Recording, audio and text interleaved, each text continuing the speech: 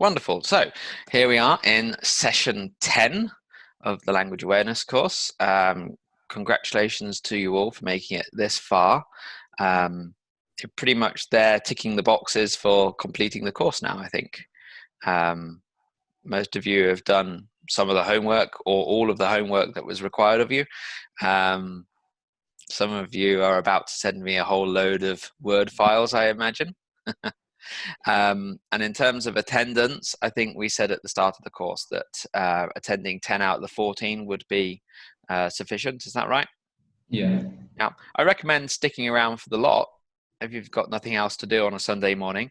The course itself is a kind of complete package that looks through lots of different aspects of the English language and how it works. So I think there will still be things worth looking at. But here we are at session 10, and we're going to be looking at the passive voice. Since there are only really 3 Zoom accounts joined to the meeting, I don't think we'll be using breakout rooms very much in this session. When I ask you to talk, what I might do instead is assign one of you to be the discussion leader, and then I'll just sit here quietly checking my email. So, the passive. Now, you probably know what the passive is at this stage. What I'd like to know is your understanding of the rules for making it.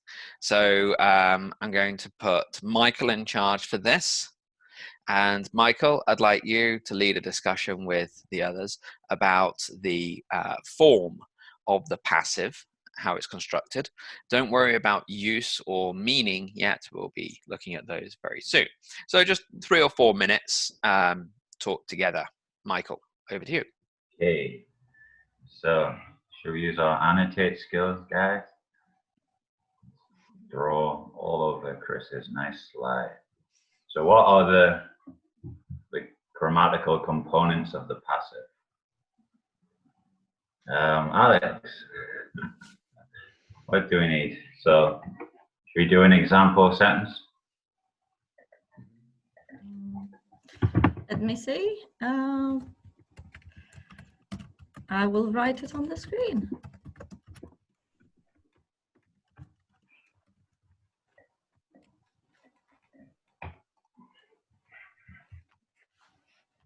Oh, I just realized I am writing in a very small font. Oh, it's big enough for us. We can see it. Yeah. Coca-Cola is drunk everywhere. And Harry Potter is read by many people. So what do these have in common? So we form the passive with the form be and the past participle. Okay.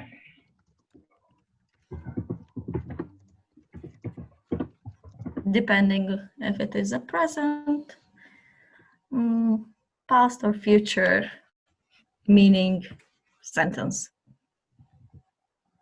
And if we were to make a passive question, would anything change?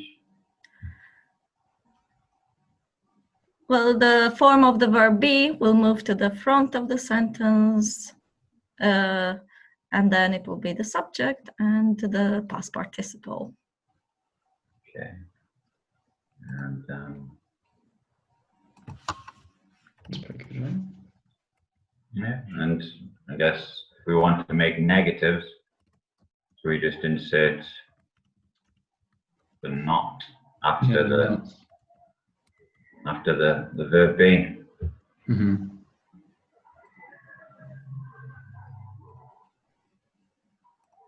I think that's essentially the structure, isn't it, of the Very nice. passive form. I noticed that the examples you've given all use the present. What would it look like if we had either past or maybe perfect or a modal?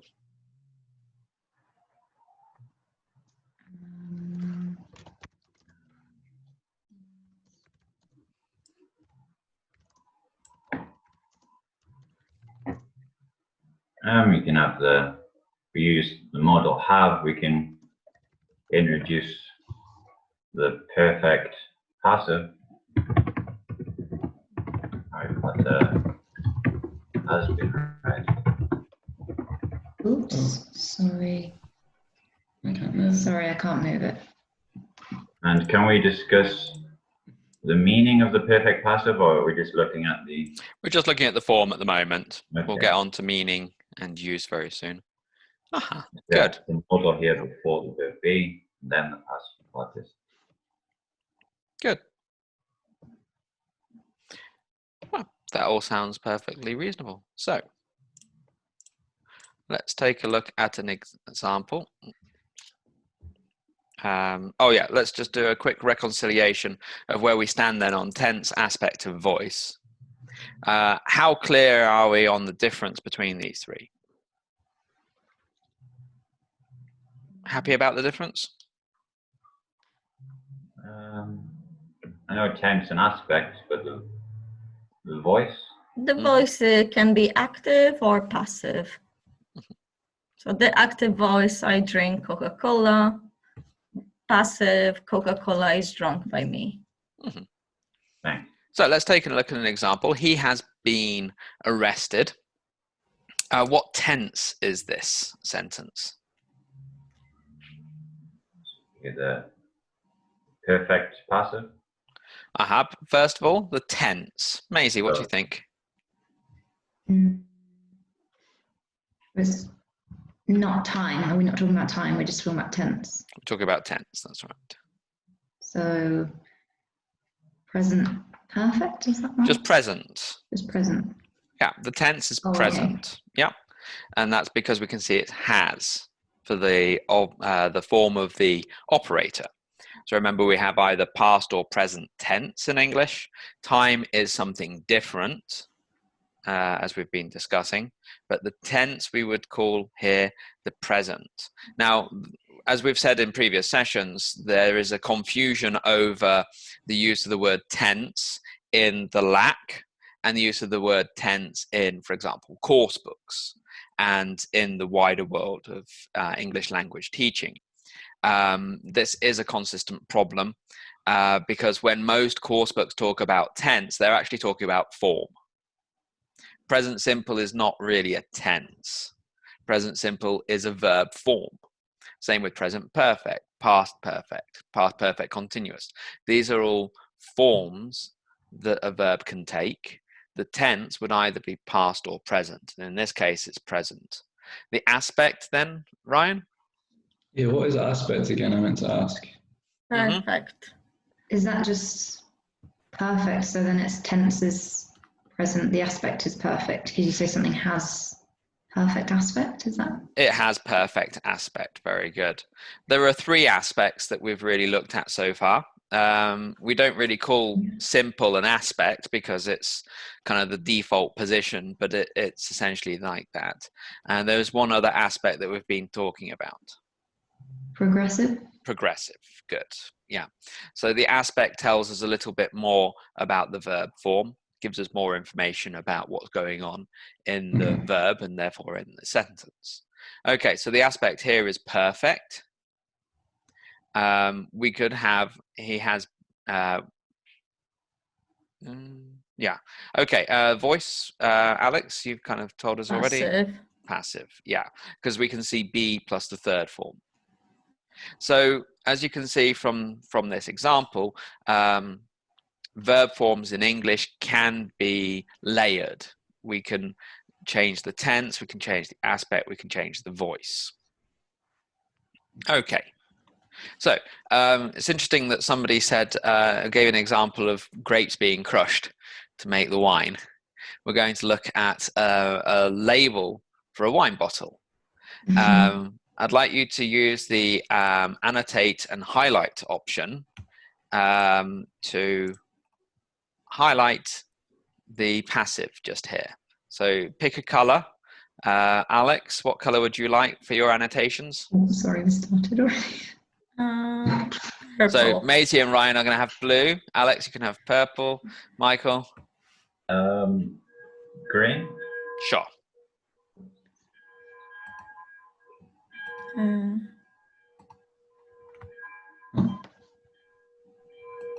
So I'll mute myself while the bell is chime.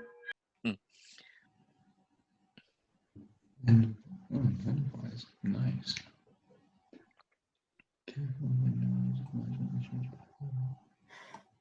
Sorry, that's not highlight.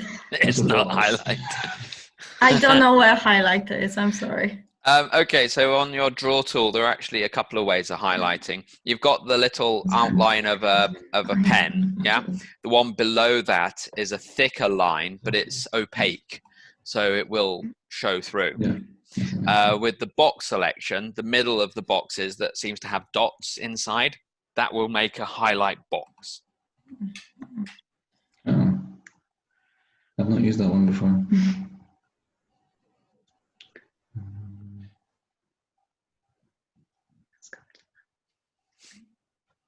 Oh, well done. Good. Yes.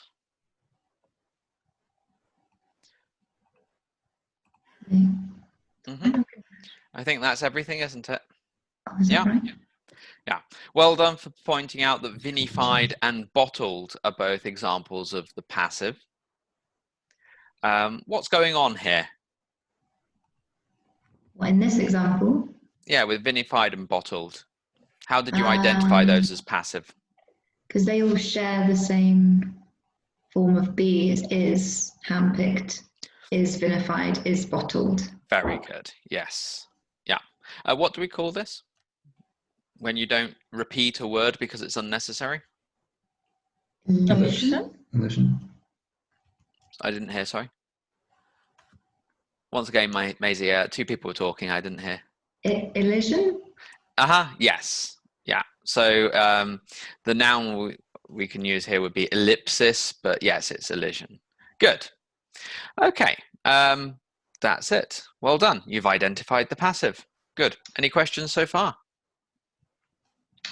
I'm just going to shut my windows. The bell is quite loud.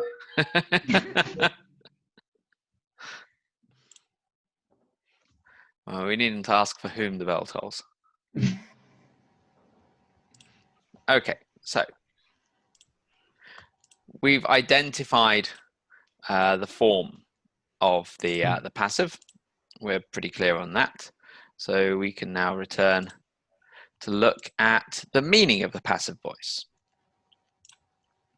Now, when we talk about passive, the first thing that springs to mind is to label things as subject and object, and to talk about switching the positions. So the first word in an active voice sentence would be the subject, and the thing after the verb would be the object. And when you move from the active to the passive, you switch those places essentially. Yeah, is that how we mostly understand it? Yeah. Yeah, Michael, you'd go along with that? Yeah. Yeah, I think so. So it's not the subject that receives the action in a passive sentence. Yeah. Well, this wouldn't be lack if we didn't know that there's a better way to think about it coming right up. So what we can do here is to separate the idea of the grammatical roles in a sentence from the notional roles that they possess. In essence, what we need to do is to stop thinking purely about form and to think instead about meaning. Okay, so when we talk about a subject, that tells us the form. English sentences follow the role of follow the form of subject, verb, object by and large. There are ways that you can get around that a little bit by using, for example, a cleft sentence, but essentially we're looking at subject, verb, object. So the subject word in the form is the word that goes immediately before the verb form, whatever that might be. The object comes directly after. Okay, so far so good. But when we think about the meaning, we can think instead about agents and patients. The agent would be the person or thing that carries out the action, and the patient would be the person or thing that is affected by the action. So let's go back to the wine. And in these three sentences, we're going to look and we want to name the subject, object, agent, and patient. Okay? So I'd like you to think about that for a moment. Michael, I'm going to get you to take a look at the first one and annotate just below in the space provided. Maisie and Ryan, you can take a look at the second, and the third one, Alex. So subject, object, agent, and patient. I'll just give you a moment to do that. Vineyards are planted.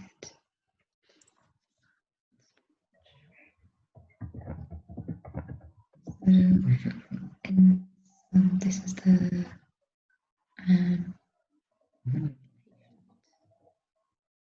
Yeah. no wait. What was No, the we patient don't. We again? don't have the agent because we don't know who it's by. Just planted. Yeah.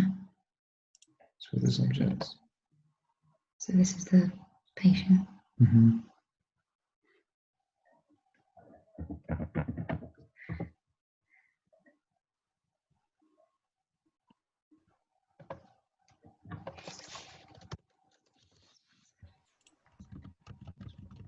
That's bigger miss.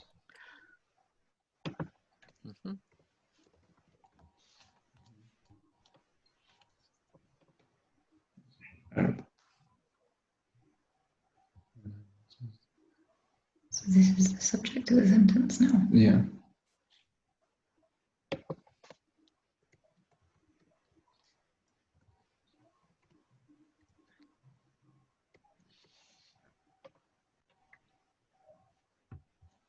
What's the object?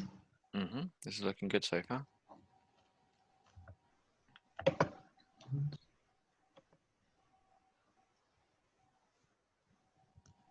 So which one does that?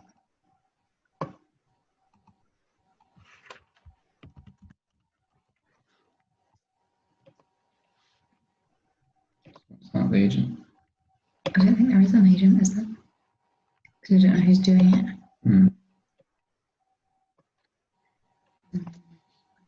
Okay, so Alex, you're looking at the vineyards are owned by the Zuccardes.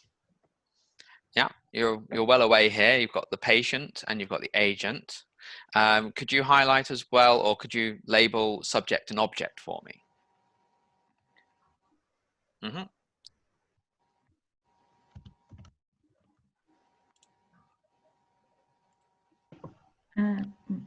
That's it. Nice. Okay, so talk us through this sentence then, please, Ryan. So this is my one. Oh, it was yours. Sorry, Michael. Yes. Jose Alberto Ziccardi named his wines after his daughter. So I initially thought the daughter was the object, but it's the wines which are the patient or the recipient of Ziccardi's action. And he is the agent of the sentence and the subject of the sentence because named his wines after his daughter. So yeah, so the emphasis is really on the agent, the guy or thing which does the action. Good. Yes. So this is a straightforward sentence similar to the sort that we've been looking at so far in the course. Well done. You've labeled everything appropriately. Yeah, this was Maisie and Ryan, I think, wasn't it? Yeah. So Ryan, take us through this then. Yeah, the vineyards are planted on lands which were desert. So the recipient of the action is the vineyards, because that's what's being planted on, but we don't know who's being planted by. So we don't know the agent, we don't know the patient, we don't know who's doing it. Well, we know the patient, but we don't know the agent. We don't know the agent, sorry, yeah. We know the patient, we know the subject. Good. Is there an object in the sentence? On the lands which were desert. Is that the object? I guess not. Isn't that an indirect object? Or simply extra information. Okay. Yes. Yeah, it's just telling us. It's telling us more about this land, but it's not really directly linked to planted. We're learning more about the vineyard, but we're not learning more about the verb. But otherwise, yeah. So the subject, the vineyards, here is the patient rather than the agent. There is no agent given in the sentence, just as there is no object given in the sentence. Okay. And then Alex. The vineyards are owned by the Zuccardes. The vineyards is the patient and the subject in the sentence. And by the Socrates, that is the object in the sentence and the agent. Very good. Okay. When I cover the passive in my classroom, I prefer to tell my students about the idea of an agent and a patient, because they tend to get very confused. If I label the first sentence, subject here, object here, and then the object moves to the front in the new sentence, they start to think, okay, so it's object first in the sentence. And I'm like, no, still subject first. And they go, oh. And this is one of the points of confusion, especially for Polish speakers, in that objects can occupy first position in a Polish sentence. For example, if you say, I play football, you could say, ja gram piłkę nożną. But you could get rid of the subject word because it's part of the verb, and you could put the football thing first, and you could just say, piłkę nożną gram. Basically, football play, or football I play. Now, you can't do that in English. So having the same words, subject and object, and then recycling them when you move to the passive can cause confusion, because they start to think, I didn't know you could do that in English, so I guess I can. And then you say, well, actually, you can't. Does that make sense? Yeah, so you swap the object and the subject, but then the object becomes the subject. Essentially, yeah. And getting that point across becomes very difficult because it's confusing. And I think even as you said it, it sounded confusing to you, yeah? Yeah. So it's better to consider the words agent and patient and reinforce the idea that in English we have subject, verb form, object or no object. If we reinforce that, then students will get into the habit of thinking in those terms and looking for subjects where they make a sentence. Sometimes they'll make a sentence which they think has a subject, but actually it's just the extra information. Yeah, you've probably heard of the whole, like, in Bielsko were many restaurants. Yeah. So they'll happily say that because in Polish, they'd say w Bielsku są duże restauracje, something like that. So they can do that sort of sentence structure in Polish because the verb carries the subject word with it. They don't need to specify, but in English we do. And kind of confusing the matter here by saying subject, object, object, subject, it confuses the issue and it can lead to sentences that are inaccurate.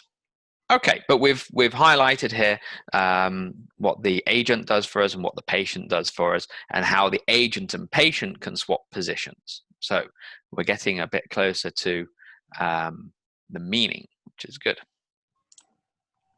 Okay, so let's have a look at some coursebook treatments of how the passive might be introduced or practiced.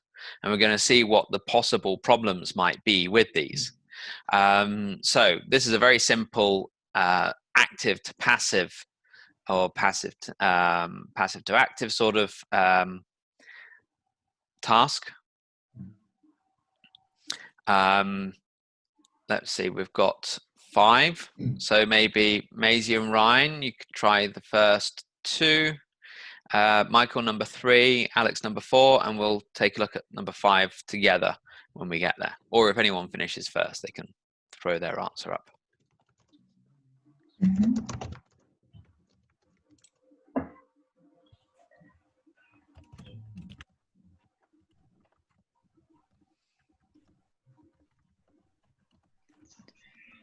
Yeah.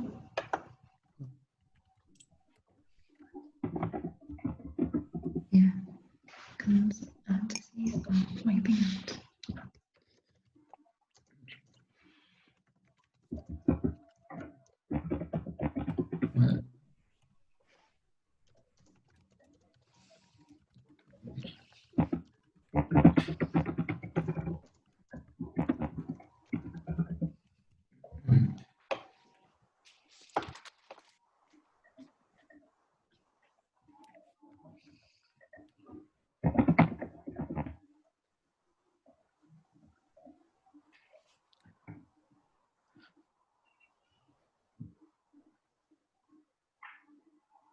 Okay. Do we all agree? Looks good to me.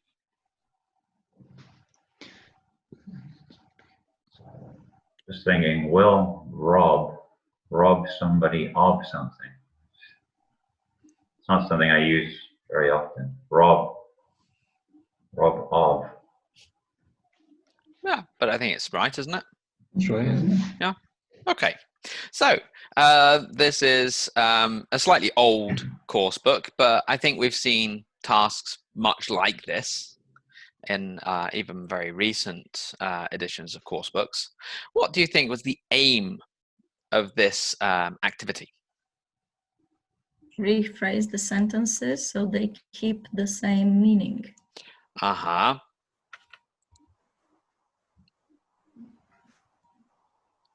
I draw his attention to the subject and the object. For instance, in mine, I did think for a second, you have the children, you've got the earth, and you have human greed, and like juggling those into the correct order. Mm-hmm. Were you thinking in terms of agent and patient, or just in terms of subject and object? Yeah, so it's trying to determine who is actually the patient of the robbing. Mm-hmm. Okay. Well, okay, let me rephrase the question a little bit then. So when we do something connected with grammar and with verb forms, there are three things that we need to consider. We need to consider the form that the grammar will take. We need to consider its meaning, and we need to consider its use. Which of those three do you think would be satisfied by this task? I think they're getting used to the form. Mm-hmm.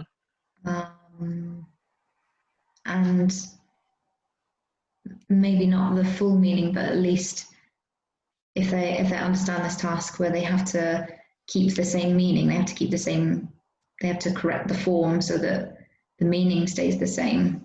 But we've not really got anything to do with the use of why we use it, for example. Mm-hmm. Okay. And when you talk about how it kind of clarifies some of the meaning, in what sense does it clarify meaning? I think just between not really clarifying the meaning, but they have to keep the meaning the same when they rewrite it. Aha. So they have to understand the concept of the patient and the agent, for example. Mm-hmm. Possibly. Do you think it would be possible to do this without ever knowing what agent and patient are? Yeah, I think you don't have to know the terms, but you have to understand which one is doing the thing, like even if you don't call it the agent or the patient. Okay. Yeah. So yeah, you say that we have to keep the meaning the same as we move from one sentence to the other. So if a student does this task, what conclusion are they going to draw about active and passive voice? Michael. Active and passive voice.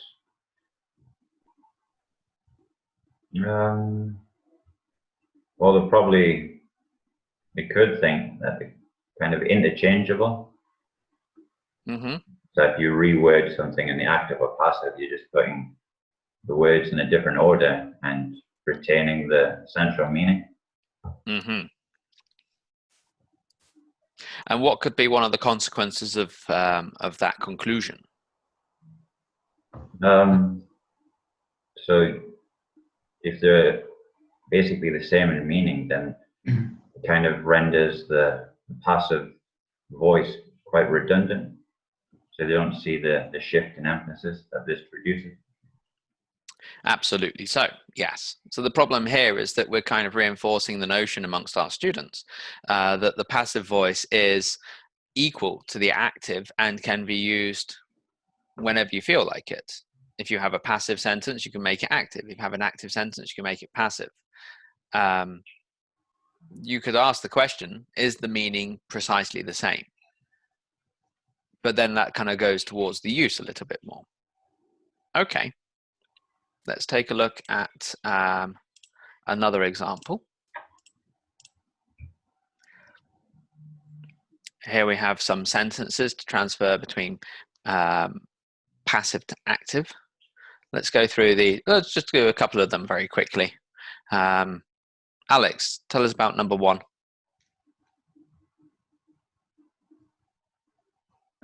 If we were to change it, we need to add some words because we don't know who the agent was. So we can, if we want to change it to active, we need to add a subject. For example, the police arrested Albert Jones the last weekend. Yeah, good. What about number 2, Ryan? Foxes can be found living in the unlikeliest of places. Is it the same as the first one where we need someone to be finding them? Mm-hmm. So, I find foxes living in unlikely places. Something like that. Yeah, or people find. People find, yeah. Yeah. Michael, what do you reckon about number 3? No, Sorry, yeah, 3. 3, sorry. If I knew the agent, I'd be Columbo. So you can't really apply this guilt to the general population. You'd have to determine the actual agent, wouldn't you? You're going to say. Well, you'd say someone. Yeah. Okay. Yeah. Someone has murdered her. Oh. Although that would be kind of obvious, depending on the circumstances of the autopsy. Yeah. Alex, the 4th one?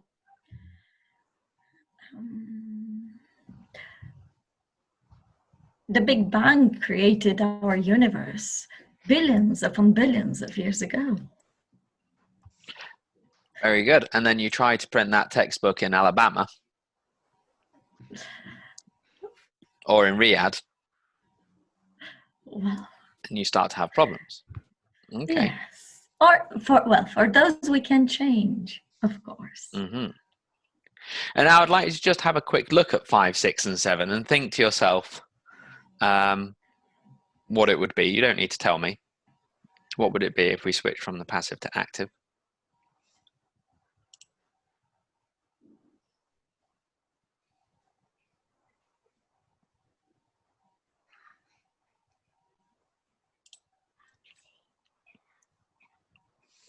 Okay.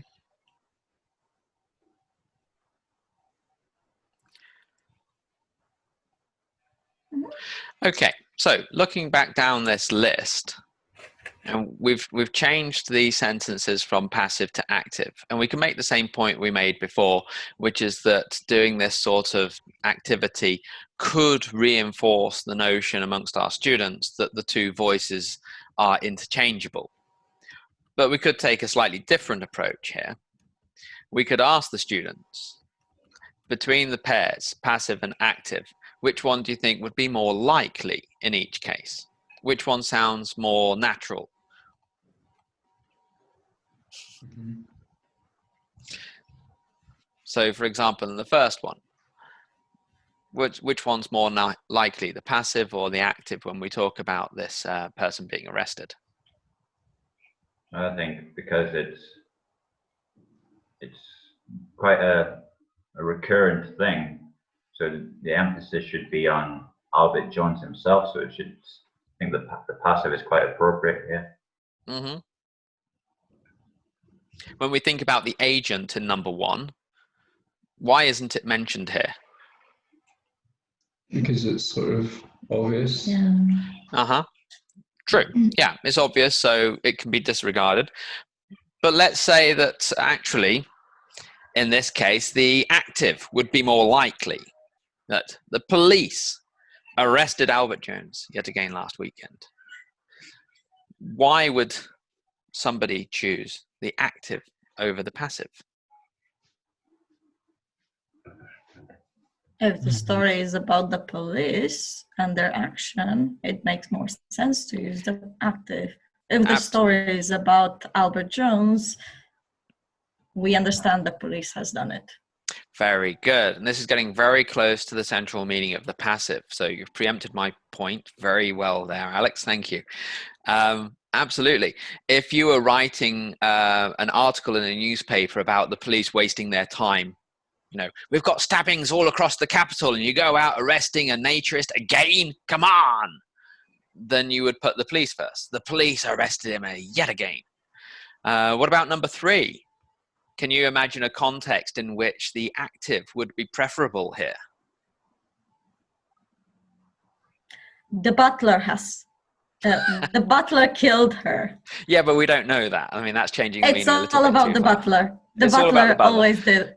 Yeah, but I mean, They got away with it too. you're getting very close to the central idea here, but maybe not saying the butler did it. So if you say somebody murdered her, You would be emphasizing the fact that, I don't know. You've been emphasizing there is a killer. Yeah. We're emphasizing there is a killer. You could imagine an Agatha Christie book where some people have been invited to dinner somewhere. They're all at the dining room table. Suddenly there's a power cut. The lights come back up and somebody's sitting there with a knife in their heart. Is that Kind Hearts and Coronets or something like that? It was one of those sort of things, wasn't it? Where it was a 1950s style film. There are quite a few of them. So instead of just saying, oh, she's been murdered, if you said somebody has murdered her because the room was locked and the only people that are possible murderers are there with you at the table, you're stressing the somebody. There is a murderer in the room. Exactly. You're stressing the agent here rather than the patient or victim in this case. Okay, what about number 6? Parent speaking to the teacher. I don't think enough homework's being set. Sort of avoiding saying you're not setting enough homework. You don't want to be too direct about it. Mm-hmm. But it's obvious that the teacher is the one to set the homework, so you know they are talking about me. This happened to, I think, was this a transcript of my parents' evening? This happened to me. Yeah, so you're sort of being passive aggressive a little bit. Maybe you don't want to directly tell the teacher off, but you're still doing it anyway, really. Mm-hmm. Absolutely. Actually, you mentioned one of the terms that I use quite a bit in my own lessons when I'm broaching the subject of the passive. A little activity that I like to do with my students is called passive aggressive, and passive aggressive party planner. So I tell the students that you and your friends were supposed to plan a party together and organize all the materials, but they didn't help. You ended up doing everything. But you're too passive aggressive to actually say, I did this, I did that. So instead, you have to make a list of all the things that have been done or that were done. That's good. And the reason I like that activity is that the context in which they operate basically establishes the reason for the use of the passive. They know why they're using the passive, like we know here. I don't think enough homework's being set. We're using the passive out of politeness, and using the active would be considered rude. Mm-hmm. You're not setting enough homework would be a very strongly worded complaint. I don't think enough homework's being set is a face-saving device. The parent is saying, almost as if they don't know who the agent could possibly be.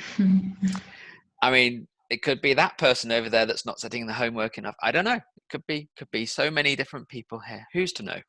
Mm. So essentially, when we look at these sort of passive to active tasks, this sort might be better than the other sort that we looked at. The first one, which seemed to treat them as interchangeable. I mean, this is think ahead to first certificate. So the idea here is that it's preparing students for the sentence transformation task, where there is no context given, and you have to figure out that you're going from one voice to another. So there is that kind of pragmatic aspect. But in this one, they're all passive to active. The question is, what's the next task after it? If the next task is, okay, like we've just done, look at the pairs of sentences you've got now. Which one seems more likely to be used? Why has the passive been used? Then that would add more value to the exercise, because it's starting to get the students to think about the use of the passive rather than the mechanical process. And most students can get the mechanical process. They can get it going from one to the other. Here, we're looking at the reasons why the passive would have been used in the first place.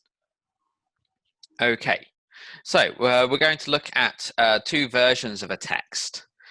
Forgive me if it seems a little bit small or too difficult to read. If anyone has a problem reading it, I can send you the PDF through Google Drive. So here we are, two short versions. They're the same text, but different versions.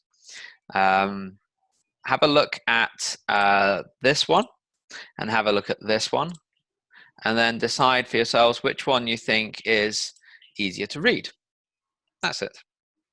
I'll give you a few moments to do that. Chris, Mm-hmm. could you please click this? Yes, thank you, to make it bigger. Yes. Has it made any difference? A little bit, yes. Aha, okay.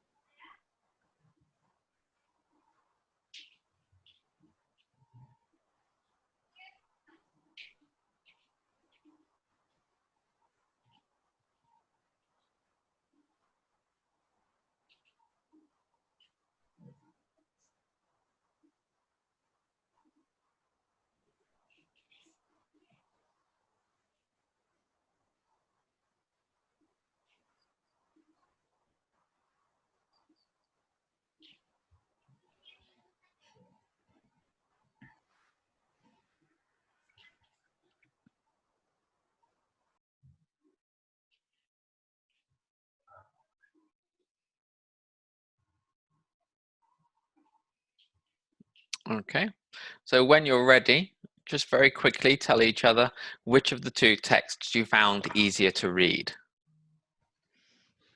Version 2. The second one. Mm-hmm. Yeah. Go along with you on that. Mm-hmm. I agree. Was there anything that you noticed when you looked at the first text? It seems to be like a game of praise and blame, point scoring against people who did things and people who didn't, such as Orton also wrote a screenplay for the Beatles, which nobody ever filmed. It's kind of accusatory.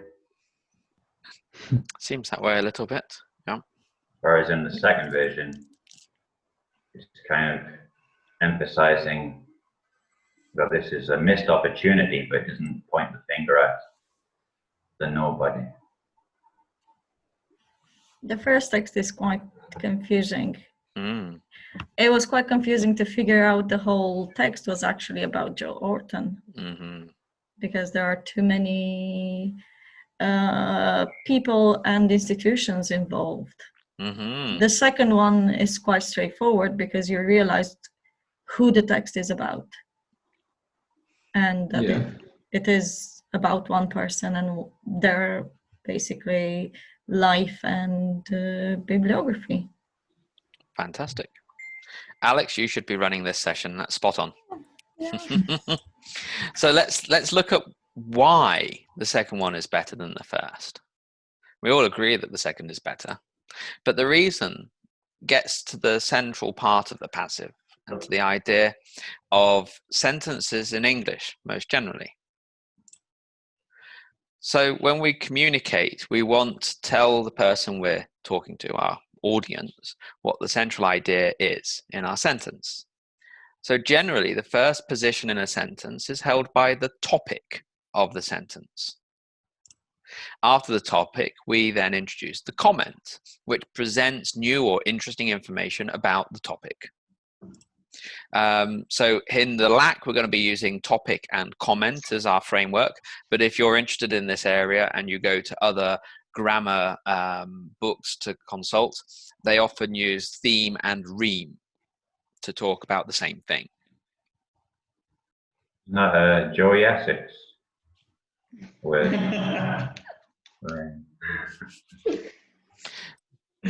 Most likely. So, Joe Orton was born in Leicester in 1933. We saw this in the second text.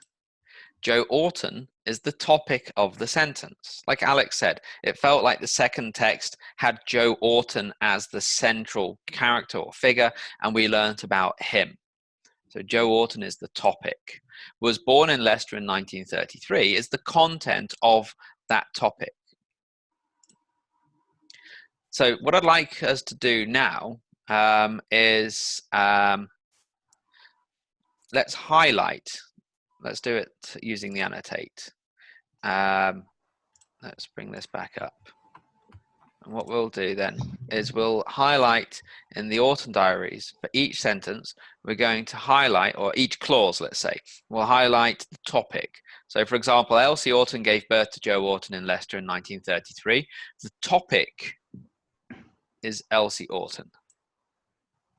Kenneth Hallowell battered him to death in August 1967.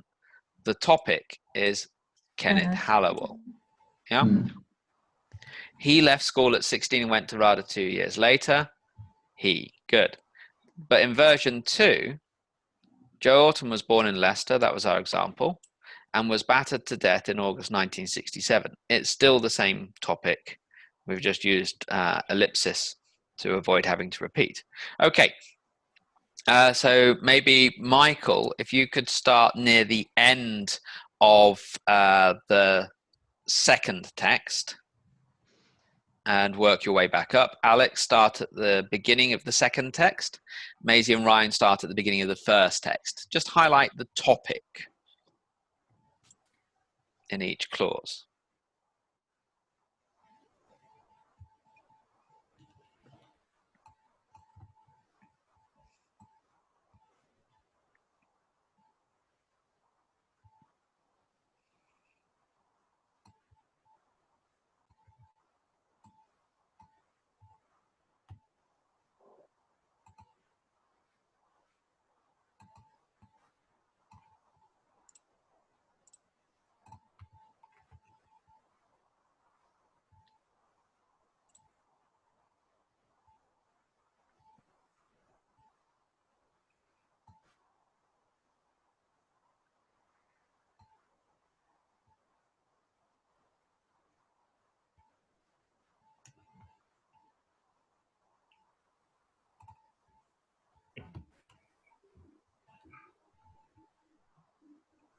Okay.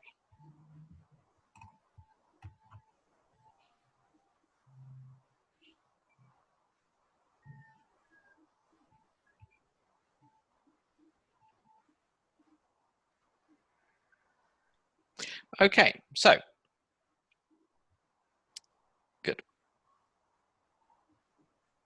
So if we read the topics just as a list from the first text, we get Elsie Orton, Kenneth Halliwell, he, the BBC, West End Theatres, ITV, the Royal Court, they, Studios, Orton, Nobody, Anthony Blonde, and John Lahr.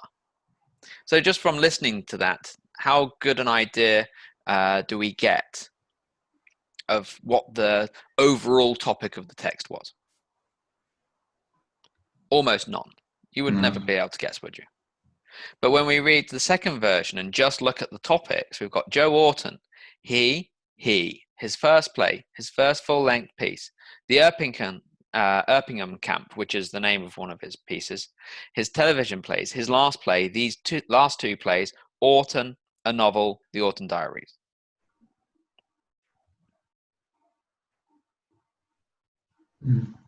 It's obvious what it is about. Exactly. And again, if we look very quickly at the first text, can you see any examples of the passive voice?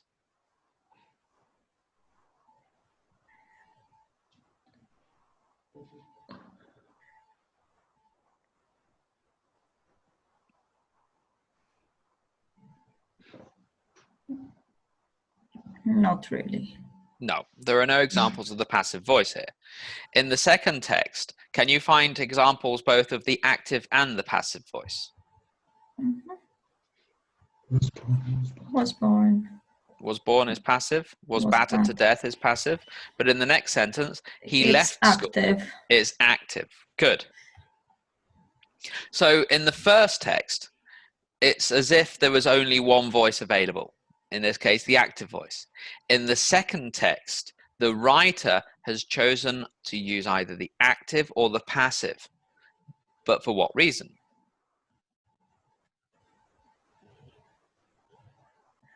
Ryan, what do you think the reason is for the choice the writer has made in the second text to alternate between active and passive? Well, because it's a biography. Mm-hmm. So we're talking about Joe Orton. And Very good. That he's the subject Mm-hmm. of the text. So I don't know. We can alternate between the two, and we still know what we're talking about. Okay. So basically, what does the passive allow the writer to do that the active prevented in the first text? We're able to keep Joe Orton as like the main point of it. Like just with the first sentence, for example, we don't need to know who his mother was, or we don't need to sort of say it was his mother that gave birth to him. We can just say he's the subject, he was born. Good. Or instead of saying he's the subject, we could say he was the topic. So when we think about the use of the passive voice allows the writer or the speaker to topicalize. Or in other words, to choose what information is going to be presented as the topic of that sentence or clause. If we only had the active voice, then many sentences would not follow the topic content approach that we want. It would still be topic content, but it means that we don't have the choice of the topic. Like we saw in the first text, every sentence in the first text used the active voice. And as a result of that, it was difficult to see what the writer's topic was, what we were actually supposed to be learning about.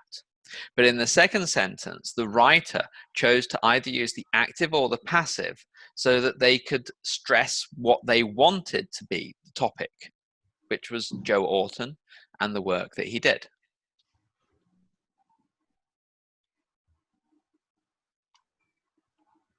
So as we saw, only having the one voice, be it active or passive, would lead to a huge number of different topics spread across the text, and this would cause real confusion for the audience of the text. I noticed when you were reading the first text, there was a look of perplexity on your faces. What on earth am I reading? What is this writer going on about? It was very poorly written, and that's because the writer was not allowed to topicalize. Everything had to be in the active and never in the passive. And we had a vast array of topics. It's not what we want. So let's take another look at the wine label from earlier. And this time we're going to highlight the topic of each sentence for both active and passive constructions. Time for more wine. So here we are. I'll help you with the first one. The Santa Julia vineyards are owned by the second generation of the Zuccardi family in Mendoza, Argentina. Very good. That's the topic.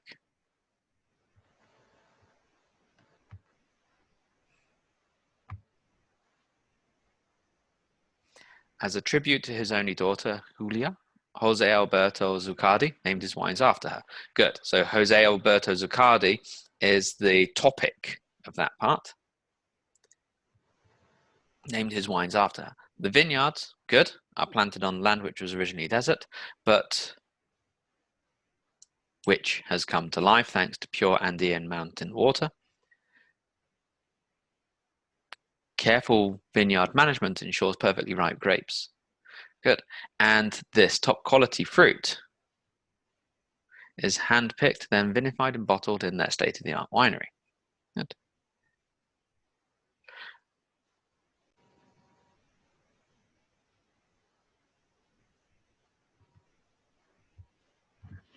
Excellent. Okay.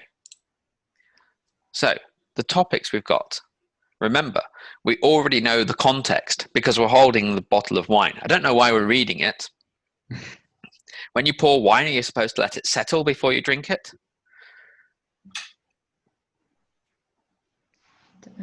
I have no idea. But when we look at the list of topics, we already know that the context is wine, and we know the kind of wine we're holding.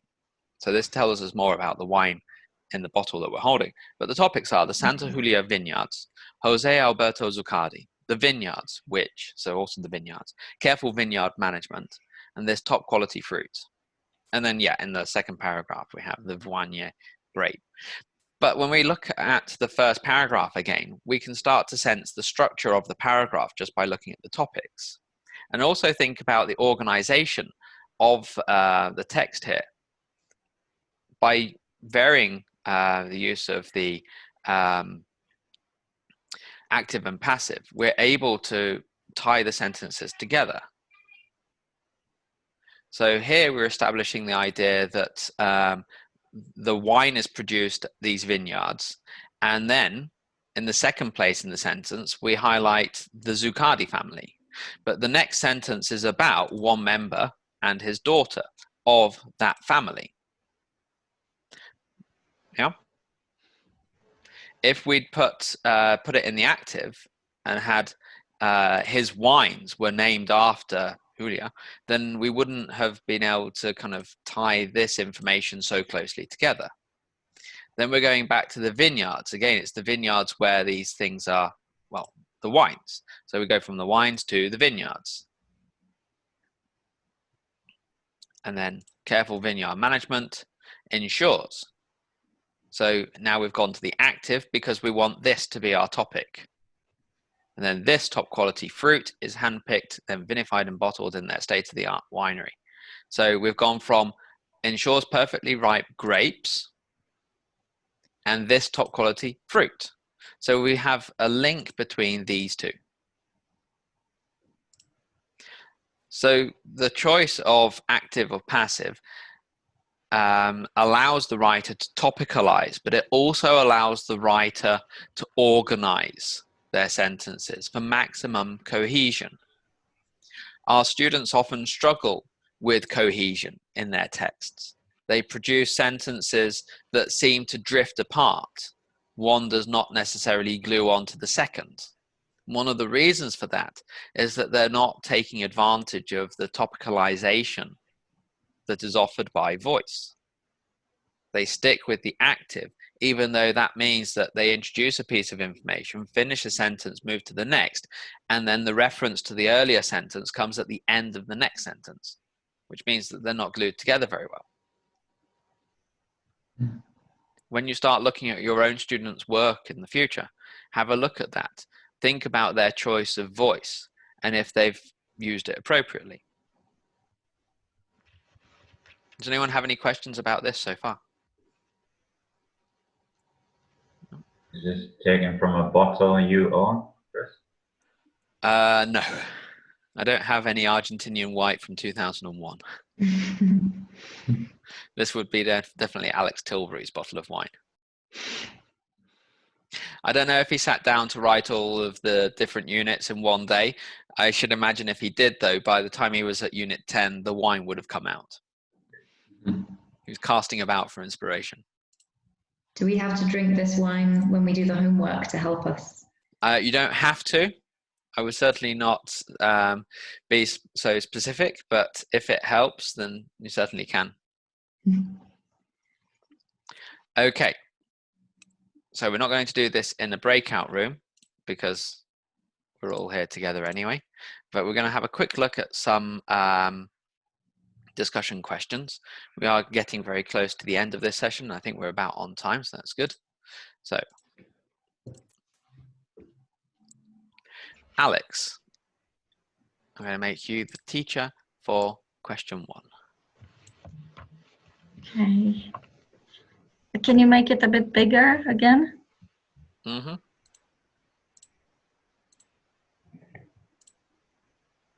Okay.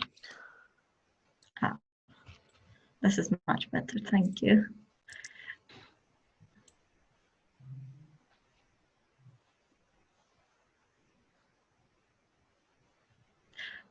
Okay, so we need to think, to look at the whole text rather than some isolated sentences. So, how could you create the whole text or paragraphs in order to get your students to understand when it is appropriate to use the passive?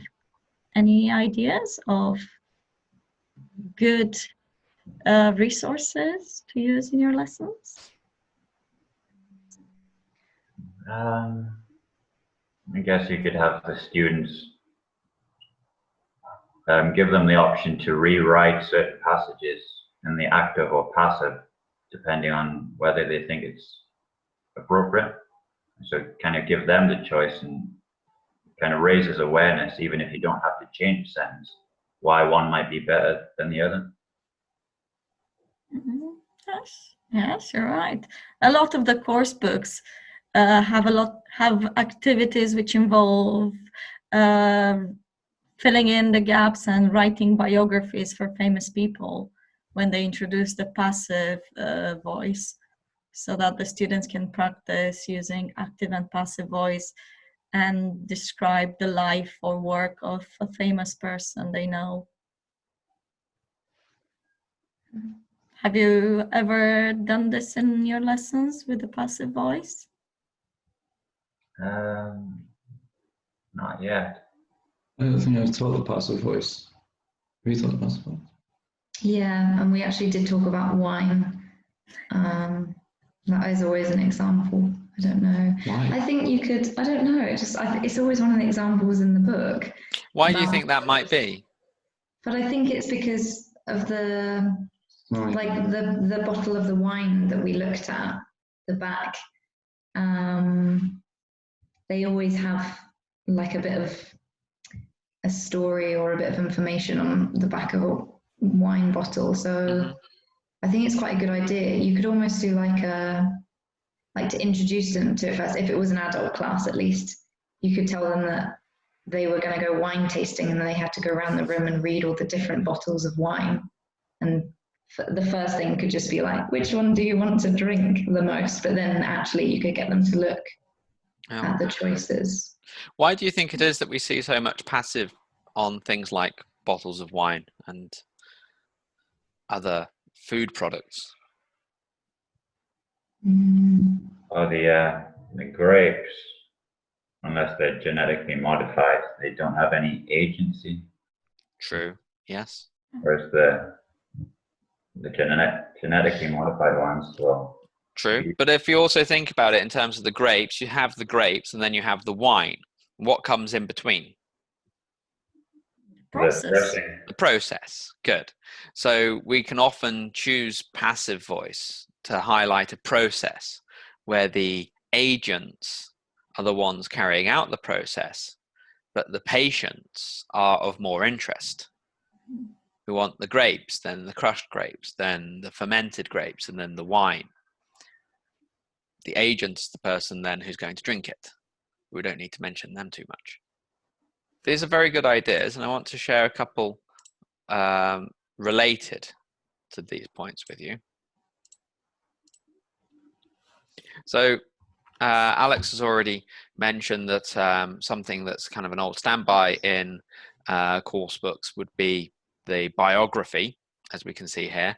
And this is the original task taken from English File Intermediate. So the piano was won the Palme d'Or at the Cannes Film Festival in 1993. It was directed by Jane Campion, and it starred Holly Hunter and Harvey Keitel. So how useful a task do you think this would be? What would it help the students to practice? Well, Or meaning or use? Yes, they would have to choose between the active and the passive voice and decide. But is it a choice? Well, they have to decide who the subject is, who the agent is, and who the patient is. So, in each sentence. Kind of, yeah.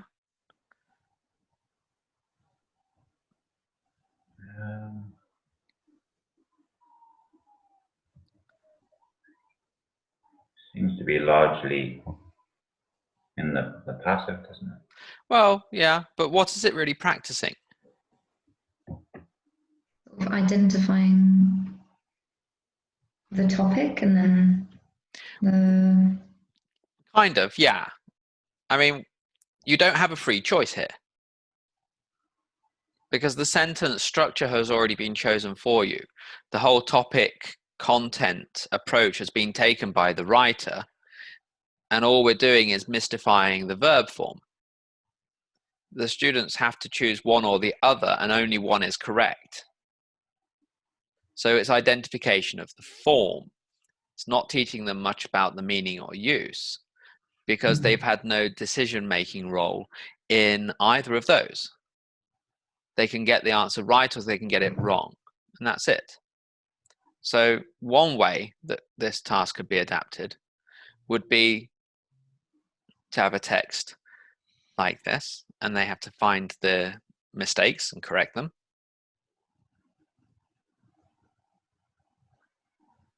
Okay.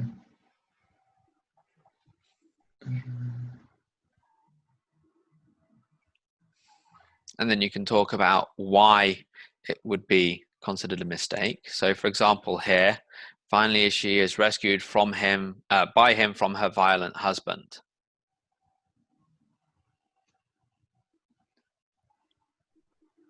And in the previous sentence it was, she falls in love with a neighbor.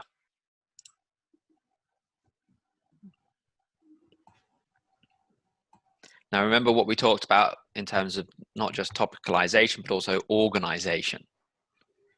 At the end of this sentence, it says, she falls in love with a neighbor. So we have just established who that neighbor is. And if we wanted to connect this sentence to the next, what would be the most logical topic? The neighbor. So instead of she is rescued by him from her violent husband, maybe Finally he rescues her. Finally he rescues her. Good. So the choice of active here makes much more sense because we are stitching the sentences together. We've introduced the neighbor, so we can now use he. When we say she is rescued by him from her violent husband, this use of the passive means that we're making the wrong person the topic, and it's a harder sentence to read. So this sort of task would be one alternative.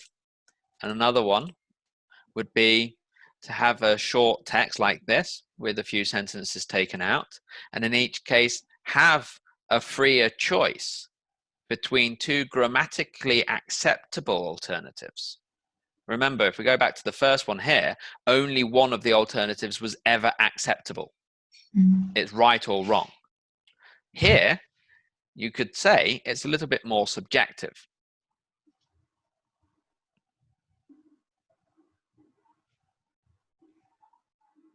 Okay, so those were just a couple of ideas. Another idea that I think you were kind of heading towards was maybe in terms of the biography, get the students in your class to research biography or biographical details of a person that interests them, and to write a short biography like with the Autumn Diaries, where they have no choice but to use the active. They have to use the active for every sentence. And then get them to do the same sort of thing that we've done here, which would be to highlight the topic of each sentence, make a list of those topics, and say to the other groups, for example, here are the topics of our sentences. Who is the article about?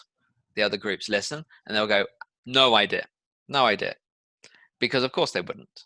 If all of the sentences are active, like we saw with the Autumn Diaries, it wouldn't work. And then from that point, get them to then adjust to use either the active or the passive, so that the topic becomes more closely connected to the subject of the biography.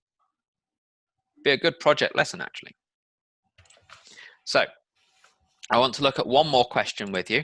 Michael and Alex, you've both done very good jobs leading discussions. So now it's over to either Maisie or Ryan. I'll let you decide who. We're going to look at part 2. I suppose since there are 2 parts to part 2, maybe you could take it in turns.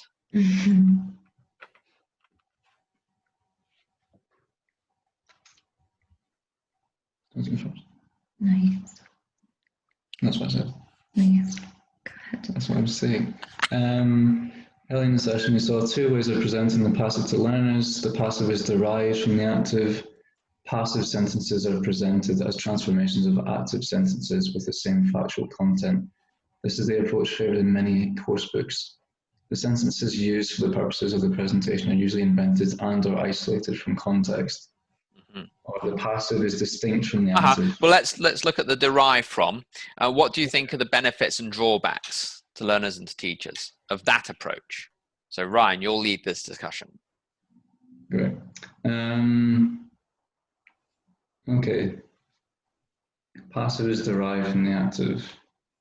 So, Michael, what do you think are the benefits of seeing the passive as being derived from the active for teachers, maybe? Well, I guess you could look at the focus would kind of be on the structure, seeing how you can convert one into the other, and it's kind of devoid, as it says, from context. So the meaning wouldn't be the focus of this. It would just be about toying with the general structure. So students could appreciate how to form the passive without knowing why or when to. So they wouldn't necessarily know the meaning, but they'd know how to reform it. Yeah, So that would be a drawback. Alex, what do you think? I think we can mix it, because if we need a context for some of the students in order for them to understand what is happening with our sentences. So if they see the active and the passive, they can understand how everything works. But it is probably easier to explain the passive in terms of agent and patient, like Chris said, for the students to actually realize how it all changes places and how it all works. So we can have like a mixture of the two, using the course book, but going a little bit away from the course book to explain what is happening. I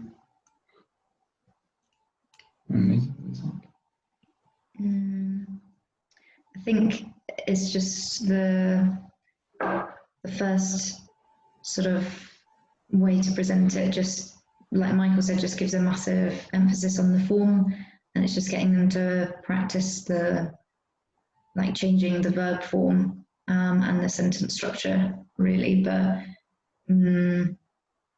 it's not really focusing on the use.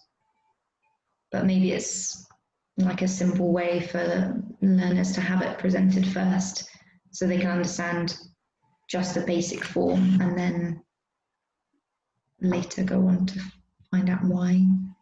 And I guess it's, I don't know if it's simpler for teachers if you're just teaching the form that way. Like, it doesn't really seem very I think it's wholesome. simpler for us. I think it's easier for us, but I think for the students, like further down the line, it's not very beneficial for them because they're only learning one small aspect of the sentence and of what the passive, like we discussed before. Like, if you think of the passive as being derived from the active, then there's not as much distinction between the two of them, and they could maybe start to use them interchangeably and not think about why those differences are there, what the differences are. So I think for us, it's like quite a surface level approach to teaching it, and it's not really, I don't think it's a great thing for the learners to do, but I think a lot of the stuff we've discussed in the lab before has always been at the end a mixture of the two approaches that we used at the beginning. So with younger learners or people that have never really maybe seen the passive before, maybe it is better to show it as the first bullet point here as being derived from the active, because then they can denote the differences. And that task you chose before we adapted it was quite easy and straightforward. There's only one option. It's either right or it's wrong. And some students like that binary approach to begin with, but maybe as they understand, okay, that was right, now why is it right? Maybe like Alex said, we can mix the two and see the distinction of the passive from the active. Using patience. Yeah, I think that this is these are all very valid points, and I suppose in a sense our hands are tied. When students reach the passive, you can usually tell, because the course book introduces the passive in a reading text, and then you look at it in a grammar section that follows. But course books are often designed in kind of stages. So the students will probably not have been exposed to the passive until that point. So if this is like unit 7 in a course book, the first 6 units will carefully avoid any accidental use of the passive until you get to the unit that introduces it. So teaching it as distinct from the active is certainly for us, it makes sense now, but for the students, if they've not really seen the passive, they won't understand it, and they will start understanding it in terms of its relationship with the active. So I would say that I would agree with the majority of what you've said, that using this derivation technique certainly helps to get across the form, but that most course books stop short of really looking at the use. And we can tell that because we've had to kind of discover the use for ourselves in this session more than anything else. Excellent. Okay. Since we're running a little bit short of time, we can tie things together with a moment's reflection. So, Maisie, I'll let you lead this discussion since you didn't really get the chance in the last one. And I'll give you about 3 or 4 minutes for this before we finish today's session. So the key ideas we looked at today was the use of the passive voice rather than in a sort of subject-object way of looking at it, more of a agent and patient, sort of figuring out the agent and the patient, and then also looking between things like the topic, for example, in the autumn diaries, and seeing why we use the passive in certain aspects and comparing it to the use of the active and how it just feels wrong and clunky almost in some ways. Any more key ideas? Theme and dream. I think the the idea of the agent and the patient is very helpful, because I was kind of confused myself about flipping the subject and the object. And I think it would be a great way to express this concept to students, so that the subject and the object kind of, they don't really flip. So as Chris said, in terms of traditional word order, in English we have the subject, then the object, and as long as we maintain this with the students and kind of keep this as the basic model, then you can't really go too far wrong in terms of reordering their sentences to make them passive. So I think that's one key thing that I took away from today. Also, I think as well about the voice, it's a bit more, maybe it's a bit more fluid than we think, because like the last one of the example tasks that we did, looking between a choice of two grammatically correct parts to go in the sentence, so one being active, one being passive, it's more getting them to understand, rather than like what is correct because it fits in better grammatically. It's more, it sort of goes a bit deeper than that, you know, identify which is the right one through use rather than like the verb form.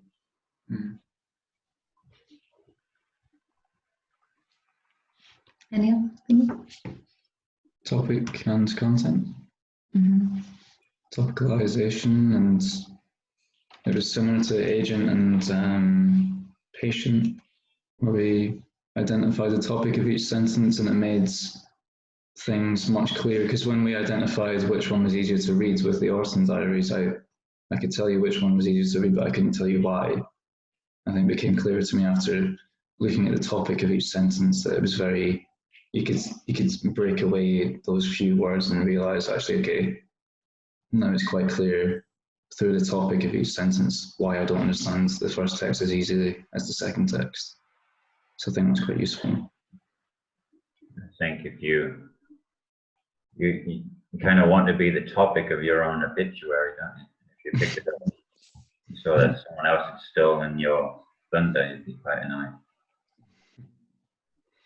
But moving forward, next time you have a piece of writing homework from one of your students and you're trying to give them some feedback in terms of the organization of the text, bear this whole topic and content thing in mind. When you move from sentence to sentence, is the topic of the next sentence in some way related to what was presented in the previous one? How close together is the information? Are they introducing something, then dropping it, and then coming back to it later? And that creates a kind of jarring sensation. You think, oh, why is he talking about this now when he started talking about it ages ago? This will help give feedback to your students, regardless of active or passive. Yes, I think that's quite a good activity to get the students to understand some of their mistakes, especially the more advanced students who are struggling with writing tasks. Absolutely. Okay. Well, that brings us to the end of our session for today. I'd like to thank you all for joining me. It's been a pleasure as always. And if you're happy to meet at the same time next week, we will continue on to session 11 of the 14, close to the end. Wonderful. Okay, well, goodbye. Chris, what about what's the homework task? Is it a good one? I will send the homework task to you in the shared folder. Okay. But as I've been saying in recent weeks, have a look at the earlier homework tasks if you need one to do. Start there. It's a good task, but it will take you a while. Okay. Thank you, Chris. Thank you. Thank you, Chris. Bye. Bye.